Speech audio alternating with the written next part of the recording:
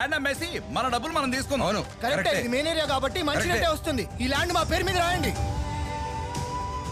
Benny చేసిన అప్పుల నుంచి ఆర్ఫనేజ్ని కాపాడుకోవడానికి ఫ్లోరా జెనిఫర్లు నా ఫేక్ అకౌంట్ ద్వారా ఆ 5 కోట్లు కొట్టేశారని ఒప్పుకున్నారు.